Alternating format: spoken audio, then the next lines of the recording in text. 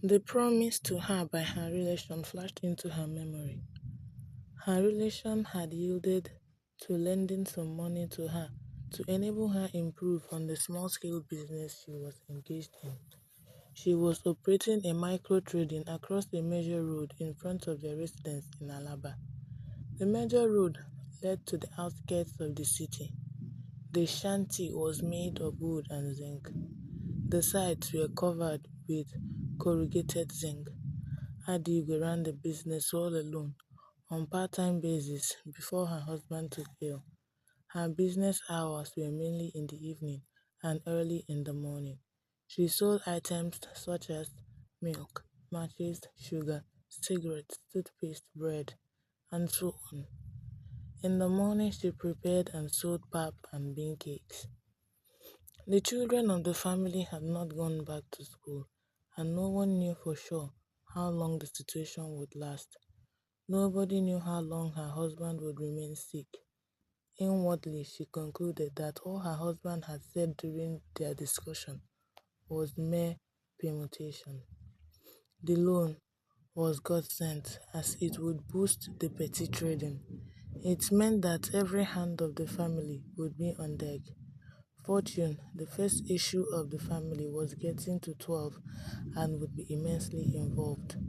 Nene and Nnenna would assist. Odera and Okechukwu, still toddlers of the family, would be of help in the long run. The loan eventually materialized and enlivened everybody in their family. Adigwe herself, the children, and even the Kogu in the hospital bed.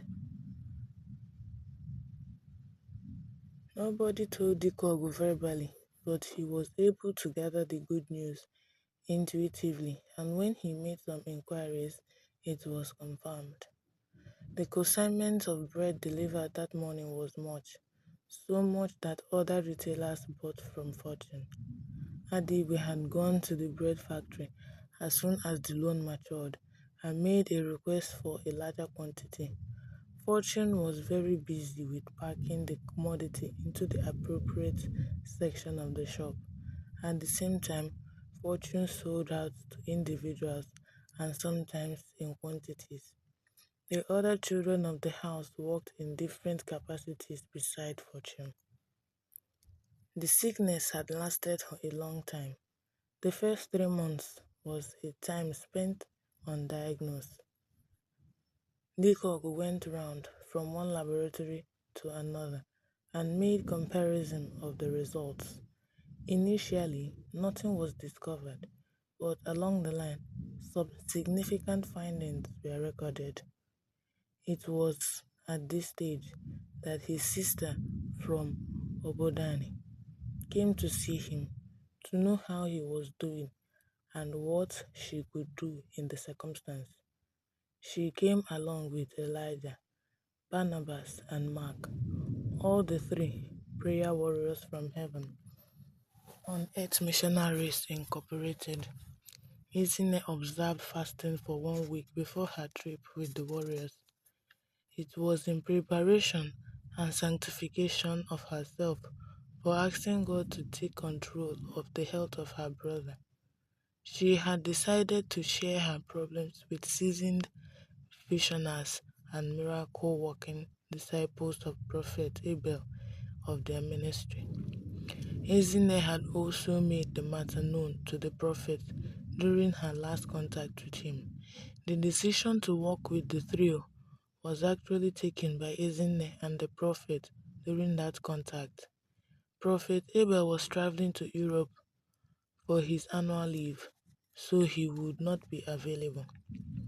The three ministers were of equal status in the hierarchy of the church, but Barnabas was more gifted than his colleagues in spiritual matters. Some members of the church rated him higher than Prophet Abel himself. Ezine and the three men of God had a session on the eve of their trip to Alaba. Barnabas addressed them on that occasion. He had a vision about their trip, so he said, "The chariot of the Lord appears to the four of them as they were stepping into the building where the Dikog lived. It was snow white, and the environment was white as well. All the people of the house and those of the neighborhood were dressed in white attire. He had had similar visions in the past, and the problems necessitating those visions were solved overnight. Isn't and the men of God were quick in recalling those problems and their solutions. The four found themselves in the sitting room of the Gog 3 hours after their departure. Ezine led the way. Dikogu had managed to crawl out of his bedroom and was seated at the sitting room before their arrival.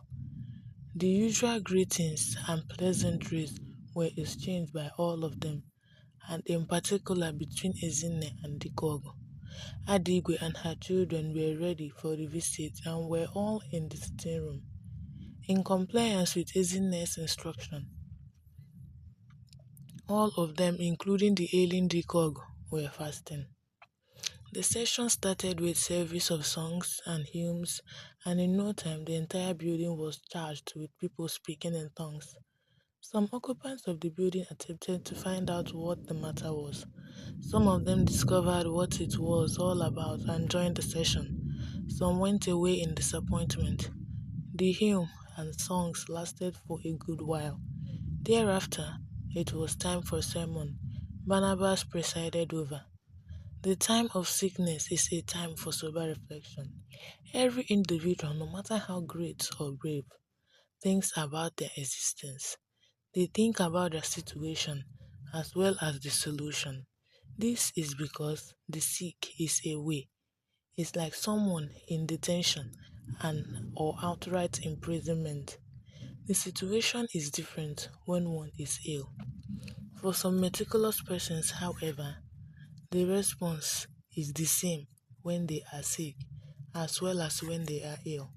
Both sickness and illness are a state of temporary slowdown of biological system of the individual. The difference is that one is more severe than the other.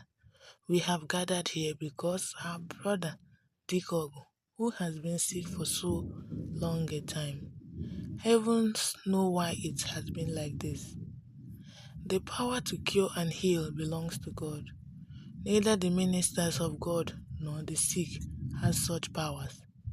The ministers could intercede for the sick, and for them to do that, they must be pure. By this, I mean that they must be clean and holy as Moses on the occasion of receiving the Ten Commandments. That is why we prayed and fasted for a number of days. I am sure our sister Ezine informed this family to do likewise in advance, and it is for the purpose of their spiritual preparedness. I am quite sure that Dikogo prepared along with us in the spiritual realm. We shall achieve a lot if he did so, but if he didn't, we are bound to end up in vanity. So, we want to hear from him and know the way we are going. Dikogu was quick in gathering the import of Barnabas's address and what Barnabas wanted him to do at this juncture. He attempted to stand and respond, but everybody told him non-verbally not to stand up. He told them that he took time to prepare for it. According to him, for health reasons, he had been on minor fasting for some days. He had been studying and reflecting on his Bible, reading through some Psalms of David in particular, the ones that concern the sick. He told them that he had prayed on the success of their mission 24 hours before their arrival. He ended by urging the prayer warriors to forge ahead with the rest of their program. The warriors continued by making reference to Naaman in the Bible. Naaman was a warrior, a commander of a quadrillion for that matter, but he was leprous, and it was a serious stigma on him. The absolute faith he had in Jesus Christ did the magic in his treatment. Jesus Christ cured him on the spot during their encounter. A case like his own is also in the Bible. I am talking about a woman with the issue of blood. The hemorrhage was severe that everyone around her knew that she had a bad case. The faith in her recovery was the principal factor that accounted for her recovery during her encounter with Jesus Christ. The injunction of the Bible that whatever he tells you to do, do it, is not just a statement of obedience, it is also a statement of faith. Barnabas repeated this from time to time as the session continued. He made it clear that faith was a necessity in almost all the miracle situations in the Bible. It was clear that the gathering needed Dikogo to reassure them that his faith in God and his recovery was very much intact. Dikogo assured them, and doubly for their matter. The rest of the session featured sermons from all the warriors. They spoke on patience and fortitude in times of trial. It was a common subject, but delivered with different